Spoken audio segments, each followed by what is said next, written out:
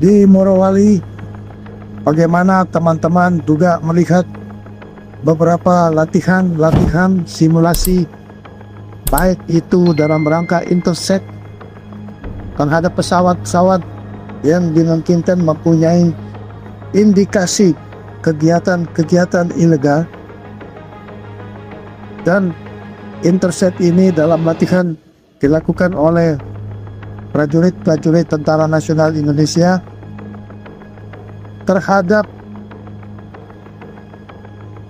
bandara yang tidak memiliki perangkat negara yang bertugas di dalam bandara tersebut. Ini merupakan hal yang anomali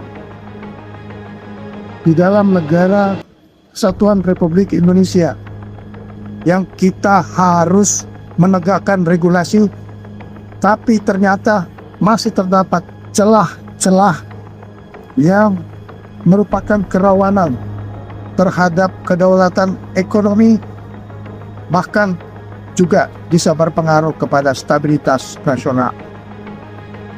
Ini menjadi bagian evaluasi kita untuk melakukan suatu penertiban dan pengamanan dengan melakukan deregulasi terhadap ketentuan-ketentuan yang sudah dikeluarkan.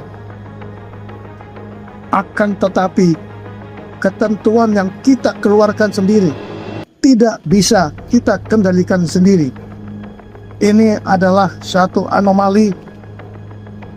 Kita mengeluarkan peraturan, tetapi kita tidak bisa mengkoordinasikan, kita tidak bisa mengkomunikasikan, dan kita tidak bisa mengendalikan peraturan yang kita keluarkan. Sehingga ini menyebabkan manfaat yang diambil oleh orang lain untuk kepentingan kelompoknya.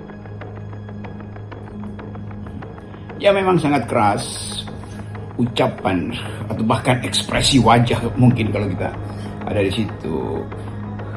Jenderal Syafri Syamsuddin, Menteri Pertahanan, mengatakan tidak boleh ada negara dalam negara. Itu betul-betul satu kualitas argumen, satu kualitas statement yang bisa mengakibatkan atau akan berakibat pada pemeriksaan lebih lanjut dengan satu pertanyaan, kalau begitu siapa kepala negaranya?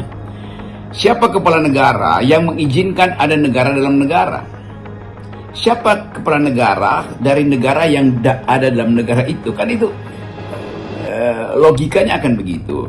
Dan orang mulai menduga bahwa yang dimaksud adalah mengapa kepala negara, tentu sebelum Prabowo, mengizinkan adanya negara dalam negara. Nah, siapa kepala negaranya? Ya orang tahu. Siapa yang berkuasa selama 10 tahun ketika proyek-proyek itu mulai diajukan dalam bentuk proposal, lalu makin lama makin eskalasi eksplorasinya makin panjang, lalu eksploitasi, akhirnya mesti ada produksi sehingga dibutuhkan efisiensi, maka dibutuhkan bandara. Kan itu jalan berpikir. Jadi akumulasi dari industri itulah yang hari-hari ini kemudian jadi pertanyaan publik. Keuntungan dari akumulasi itu kemana sebetulnya tuh? Kalau di situ ada bandara, itu artinya ada kong kali kong, dan bandara itu tidak punya izin atau tidak ada pengawasan resmi. Tetapi kalau orang ingat, sangat mungkin bandara itu memang tidak ada izin, tapi yang meresmikan adalah kepala negara tuh. Sehingga negara dalam negara itu atas restu kepala negara. Kepala negara yang memerintah Indonesia 10 tahun sebelumnya, sebelum Prabowo jadi presiden. Jadi kita coba bayangkan misalnya kemarahan dari Menteri Pertahanan menyaksikan bahwa ada potensi ditanamnya chips di sekitar situ untuk memantau wilayah-wilayah strategis di Indonesia bagian timur misalnya. Kan mesti diduga sampai segitu tuh. Tentu adanya bandara itu memungkinkan semua aspek kehidupan tuh dipantau tanpa harus melaporkan pada pemerintah Indonesia tuh. Jadi bocor yang biasa disebut Pak Pro, bocor juga bocor informasi, bocor demografi, bocor topografi. Jadi harus diusut memang siapa kepala negara yang menyebabkan ada negara dalam negara, dan ya tentu publik menunggu keterangan berikutnya dari Menteri Pertahanan, yaitu keterangan tentang siapa kepala negara yang mengizinkan adanya negara dalam negara, dan siapa penguasa dari negara di dalam negara itu. Itu bagian kedua yang ingin kita tagih adalah itu. Tentu setelah melapor pada kepala negara yang sekarang, itu Presiden Prabowo, dan pasti akan ada briefing bahwa ya dibuka aja ke publik itu siapa sebetulnya yang mengizinkan dan siapa yang bermukim dan bercokol di situ bertahun-tahun di tempat eksploitasi sumber daya mineral kita, sekaligus tempat ekspor itu dihasilkan sangat mungkin tanpa presentasi yang memadai untuk daerah di sekitar situ, untuk rakyat di sekitar situ, atau CSR di sekitar situ.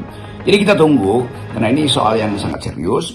Menteri Pertahanan tentu sudah tahu akibatnya kalau dia mengucapkan itu ke publik bahwa tidak boleh ada negara dalam negara. Jadi konsekuensi akan panjang, dan yang harus kita perpendek adalah pemberitaan berikutnya. Yang harus kita perpendek adalah informasi berikutnya, siapa sebetulnya yang dimaksud dengan negara dalam negara, dan dalam era apa, dan era kepala negara siapa. Kita mulai menduga bahwa ini hanyalah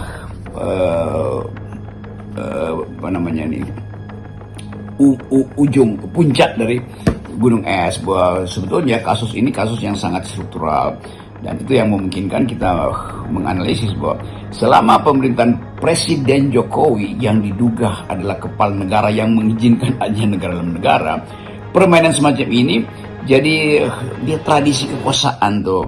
Dan kita paham betapa Presiden Prabowo mulai menghentakkan publik untuk percaya bahwa dia akan melakukan radical break, dia akan melakukan operasi-operasi dadakan tuh, seperti yang terjadi di Morowali. Itu kan operasi yang sebetulnya juga dirancang, karena TNI akhirnya mesti ada di semua lahan yang ilegal tuh, ada di semua pelabuhan yang dikuasai oleh oligarki dengan motif melakukan latihan militer. Dan itu sebetulnya juga satu pengerahan kekuasaan atau simbol bahwa akan ada